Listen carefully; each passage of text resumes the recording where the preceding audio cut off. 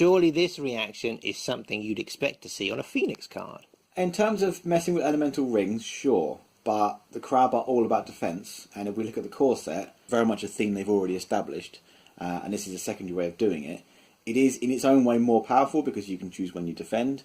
You will have 3 copies of it in your deck if you're running it at all, and I imagine most Crab will, because if the Crab needed love at all, this is a fantastic way to get started. Is it worth its 2 cost? Yes, absolutely. That reaction is a Christmas gift for all Crab players. How much of a handicap is the dash in the political skill? I think not as much as a lot of people think it will be. As much as there are obvious limitations to not being able to use it and your opponent can play around it, it also means that popular effects such as Doji Challenger and Yoga Hiroe can't draw it into a combat where you don't want it to be. So you can't accidentally get drawn to a political where it's nearly useless, like if it had a 0. It's only ever going to be in militaries where it can actually add to it. Sure, you can potentially still get drawn to an attack, but that's entirely separate to whether it's got a dash for political. Is this a character that you would put Fate on? I think so. It's always difficult to balance putting Fate on characters of 2 or less because of assassination. But since Crab are generally quite good at watching your opponent's honour or possibly dishonouring them, sometimes you want to bait someone into using it with an extra Fate. But its ability is strong enough that I'm sure I would risk the extra Fate to keep it around for another turn. This card is limit 1 per deck. Does that mean it's really, really good? Yes, and it is really, really good. I'm hard-pressed to imagine anyone running a Crab deck without it because it is that powerful. Not just being able to gain control of more attachments is always good, but on the basis the Crab want holdings, so it's never a dead card to you, there are other ways of getting bonus out of it. I just can't see someone not running it. Given that it's 1 per deck, and that it's a holding in your Dynasty deck, how often are you going to see it? Tough to call, even if you aggressively move through your Dynasty deck, which I think a lot of people do. Probably only see it 1 per 3 games. Is there any way to increase the amount of times that you see it? Only by very aggressively discarding your unused Dynasty cards each turn. I don't think there's really much other way of doing it. And I don't think you'd probably want to, because as strong as it is, I think most games you play with what's come up. You don't necessarily sacrifice the now to go for something that might be better later. Even though you have to give your opponent 1 Fate, is it still that good? Yes, I think so. On the basis that you're essentially getting a free card out of it that you haven't had to play. I think paying one Fate to deny your opponent something and gain it yourself is quite good. Scorpions have absolutely no trouble playing Calling in Favours, and that's got an even higher cost to it. That they're paying one. They're not giving it to their opponent, but they're still paying a Fate and dishonouring someone, and that's absolutely worth playing. I don't see this being any different. If you've got no Fate, can you still use the action? If you haven't got a Fate, you won't be able to pay the cost for the card, so they will never be able to trigger the ability. Why on earth would you want to move your own character home? One of the popular cards from the base set was Favourable Ground, which allows you to move someone home, and it's one of the best reasons to have it. A lot of the game is about resource frustration. If you declare an attack and someone has to defend it, if you can then bring your person home, you haven't bowed any of your characters, and your opponent's character will end up banned because of the conflict. That may allow you to launch a second conflict later on where they can't defend, or mean they can't attack because they haven't got enough personalities. It's about board control, and this is an excellent character for that. Is it worth the 3 cost? I think so. It is a little bit steep based on the stats. However, bearing in mind that the 3 political and courtier are the primary things for the Crane clan, I think the fact that it can't be assassinated means that it fulfills its job better because it costs 1 more than you might expect. And would you put Fate on this card? Definitely a big contender for Fate. On the basis that it has courtier, it can trigger all your defensive abilities and then leave a battle without ever committing. So I'm going to want that for multiple turns to be very, very annoying to my opponent. How much of a difference does the 2 glory make? It's pretty normal for Crane. It definitely helps it. I don't think this is really a character that gets as much out of it as some others, but I think for Crane it just means it can be a genuine attacking character as well as a control mechanism. But it's a very hard effect to get really good use out of, right? But what's easy to notice based on the cost is that because it's got courtesy, you're getting a Fate back when you play it, when it leaves play. So you can, in your head, you can kind of look at it as a 3 cost, and its stats suddenly look a fair bit more balanced. The problem being is you're not getting the Fate back until it leaves play, and so it's kind of as much of an investment as it is just a normal character you put into play. So it makes it a bit trickier to to know how to judge in terms of its power level. So the reaction would be very good with Mirumoto's Fury. Are there any other reasons to turn your provinces face down? Well, the most obvious advantage is so that you can reuse provinces as a trigger when they turn face up, such as Rise of the Cause, or in fact their own special province, the Dragon-only province, Restoration of Balance, which helps to discard your opponent's hand down to 4 cards. It's a little bit limited because once your opponent knows it's there, they can play around it, and it's only really going to work if you've got multiple cards like that, so they have to run into one of them, and I think that limits the real effectiveness of this ability. But if your Stronghold province is revealed, you could keep turning that face down. That's very true. Were you to use it for an endgame situation where they had to keep getting hit by that ability, and not only that they'd hit it again, but if you could, say for example, charge him into a battle and do it during the turn, you could actually hit it twice because it counts as a new card every time it's turned face back up.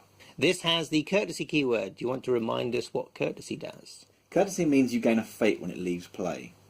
Whilst it constitutes a bit of an investment on a 4-cost character, it does mean that whilst you're spending a decent amount on the character, you will at least get one back when he leaves play, making him feel a little bit cheaper. He's a 4-cost character. Is he worth 4 cost?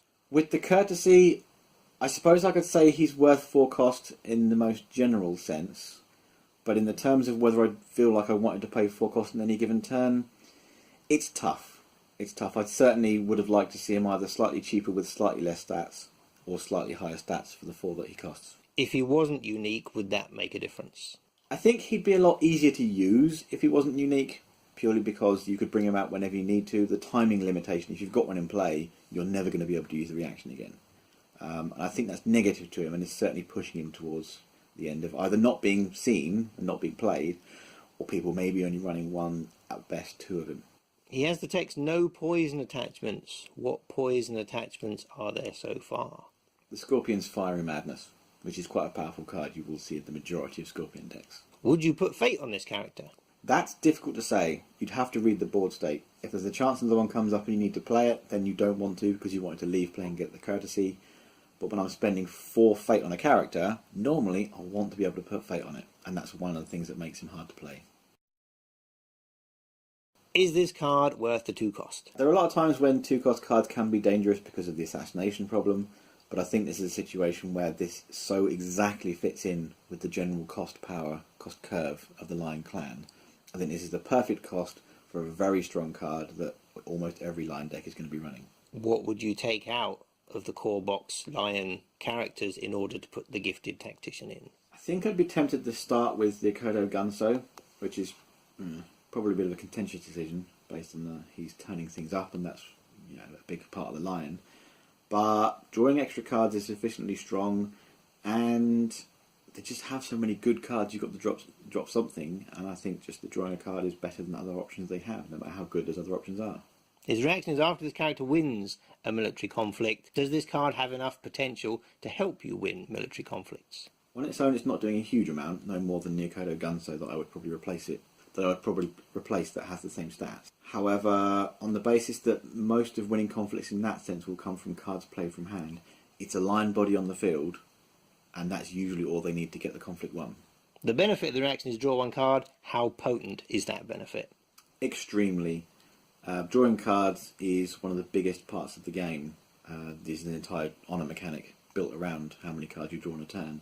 Being able to bid lower, have more honour than your opponent, will limit your opponent's choices, because there will come a point when they can't draw any more because they get dishonoured, and therefore you never having to pay honour to draw cards and having more options during the course of a turn is always extremely strong for every clan. What other abilities do Lion have access to that allow them to draw cards? Not a great deal. Their province, when it's broken, allows them to draw 3 cards, on the idea that they place very sacrificially. They just break you before you can break them. But that shows how important it is to the Lion to draw cards, and this is a way of doing it without actually having to sacrifice anything. This is a way the Lion can draw cards whilst being aggressive and winning, rather than by having one of their provinces broken. Would you put Fate on this card? In a lot of circumstances, probably not. Mainly because Lion don't tend to put Fate on there anyway, partially because you want a wide spread of characters and you've only got so much Fate to go around. But also, a lot of the time you want it to go to your discard so you can trigger other abilities through it. You can use the Kitsu Spirit Caller to bring it back into play, or you can use Ikoma Edgy to return it to play for a turn. You want to get the effect as many times as possible, and sometimes that means you need to let it go early so you can recurse it. This is our second holding in this pack and our second district. It's another card with a limit of 1 per deck. Does that mean it's really powerful? In a sense, you could say this is powerful because there are only 2 types of conflicts in the game, and this means it's completely immune to one of them. Unfortunately, I don't think it fits with the line in such a way as you don't really want a holding face up in one of your provinces for an extended period of time. They're too valuable to the line. And in this case, I think it's actually very, very underpowered, which is a bit of a shame. Would the best time for this card to come up be early, middle or late game? The later the game, the better, because there will be less provinces they can hit, and therefore there's a much higher chance of it actually being a problem for your opponent. But if your opponent has plenty of choice and it comes up early, they're just going to ignore it and go around it. This is a 5-cost character. Does this mean this is a really powerful character? It doesn't mean it's a really powerful character. In this case, it just so happens that it is a very, very powerful character and exactly what the Phoenix needed right now. Aside from having reasonable stats, possibly a little below what you'd expect for a 5-cost character, this character has an ability that allows the Phoenix to do what the Phoenix do best, which is mess with elemental rings and generally cause trouble for your opponent. The ability to trigger 2 or even 3 ring effects off a single conflict means that they can really mess with you with a minimum of effort. She has the text immune to opponent's ring effects. How exactly does that work? It mostly just means it can't be the target of the water ring, so it can't be bowed by the water ring. You can unbow it with your own ring effect, which is the handy thing, so that's actually better than just being immune to it. And your opponent can't use the void against you. So even against an opposing Phoenix player, if they were to display a power and try and claim your ring, they still wouldn't be able to take their void off Kaede, and that means once you put void on her, she is staying around for a few turns. So would you put Fate on her? I don't think I would be playing a Kaede if I wasn't in a situation to put at least 2 Fate on her. And how important is the 3 glory? For the Phoenix, very. It can be an Achilles heel, much like the clan champion Shiba Sukune, but used properly, when your deck's strategy is working, that will make her a province-breaking powerhouse as well as a control tool. Her military and political skills are very close. Is she more suited for one type of conflict than another? If she'd been a courtier, then obviously she would have gone towards the political stuff in general. But as it stands, I think one of her advantages is that she doesn't really care which she goes to. The one difference in strength isn't a huge issue, and when she gets really powerful is when you honour her, and then both stats are going to be huge. And if you're playing against her, how do you get rid of her? Well, the best option you've got in the environment right now is Cloud the Mind. There is some wonderful irony of using Shugenja to fight Shugenja, but end of the day, there are enough good cards in the game that you can't Cloud the Mind everything, and it's going to be some tough choices. So that the best way is to use abilities that will remove her from any given fight. So when she's only starting at 3, the Lion will want to rout her out of a combat. The Crane and the Scorpion might consider trying to outwit her to remove her from a fight. Outside of that, she's going to be really hard to deal with, and that's why she's such a good thing for the Phoenix right now. Is this a card that you want to mulligan for and see on your first turn? That's a tough call. I don't think you aggressively mulligan for it. I don't think you'd sacrifice other potential good plays to get her, but you definitely probably want to see her turn up quite early, more so than I think Sukune, but it's not something I think I'd worry about. And if Kaede and Sukune turned up on your opening turn in your provinces, which one do you think you'd likely to purchase? I think that's always going to depend on what you can see face up in your opponent's provinces, because you have to play the board as it stands. I think in reality I'd want to play Isawa Kaede, and I'd probably hope to charge in Shiba Sukune using the charge event card. Is she worth 5 cost? Absolutely. She would be worth 6 cost. How powerful is the Magistrate's ability? I think some of the most powerful cards are the ones that make your opponent play differently. So I want to see more cards of this type that fundamentally change how your opponent has to play in order to counter them, because it's not just a straight game of have a more powerful character and win a fight. You have to have the right characters in the right circumstance, and it makes everything a bit of a chess match. This is a constant ability as well. How much more powerful is a constant ability like this? Actually, it's a bit of a double-edged sword, because it also means you have to play around it as well. Sure, you can use it in defense if you don't want the ability to go off, because this only works when you're attacking, but if you attack with her and someone else, it can trip you up just as easily as it can trip your opponent up. So whilst it's strong in the sense that it's very hard to cancel, Cloud the Mind being probably the only thing that can stop it right now, you may need to be very careful and not fall into your own trap. Are there any clans which this would be particularly effective against? This should be fairly effective against anyone except Lion. I think Lion are the only clan that fairly consistently put people out with no fate. Maybe the Scorpion tend to have a bit less fate than many, but certainly Phoenix like to put fate on people, Crane like to put fate on people. Crab can go both ways because they tend to sacrifice a lot, so maybe they don't. Dragon, who like to keep their big people around for a while, this could really hammer Dragon badly. Is the Magistrate worth the 3 cost? Again, it's a board state issue. I think it's one of those cards where, when you see it in your province, if your opponent already has characters with a fate on, it is absolutely worth the cost. But when it's not worth the cost, you'll probably know in advance whether there are characters going to affect. Because if your opponent has a lot of characters left over from the previous turn that have just lost all their fate to stay around, then you know full well it's not going to be as good, you just don't bother buying it. This character has a lot of keywords, but doesn't have cavalry. How much of a disadvantage is that? It is a bit of a great pity, but my guess is it doesn't have cavalry because you don't want it to trigger off the current stronghold. Because it might be a little bit too toolboxy, a little bit too powerful to be able to move it in after your opponent's made a few choices. So I can see it's actually more of a balanced thing rather than being genuinely shortchanged for not having it. But obviously all Unicorn players will wish it had cavalry. And if you wanted to get this card into all 4 conflicts in a turn, what tools are there to move this about? Shinjo Tatsuo, favoured mount, favourable ground is always a bonus to any deck. Yeah, there are certainly ways of doing it. I'm not really sure it's going to be worth that many. I think this is going to be a card where using it in the one right fight during a turn is going to be vastly more important than trying to get into all the fights. And would you put fate on this character?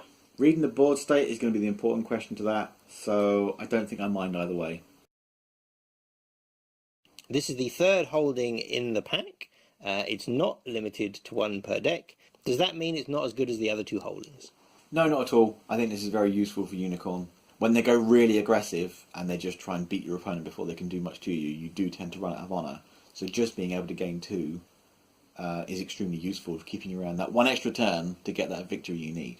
Or, if you want to take the fate, then if you know you've got the tools to do it and you just need that bit extra, sometimes giving your opponent fate isn't such a big deal as long as you've got the right cards to play that turn. However, if it comes up early, I'm not sure you necessarily want to use it, because if you give your opponent too much honour or too much fate early game, there's every chance it might do you more damage than good. So when is the ideal time for this card to come up? Probably 1 turn before you lose. That's very specific. How important is the refill this province face up feature? On the basis that you can use it early and not limit how many people you can bring out during the Dynasty phase, it makes it not a dead card if it turns up too early in the game, which makes it very, very handy. But even if you want to use it outside the Dynasty phase, even if you wait and use it during the turn rather than during the Dynasty phase, then it can still be very helpful to see what card's going to be there next turn and give you the option to discard it if it's not very good.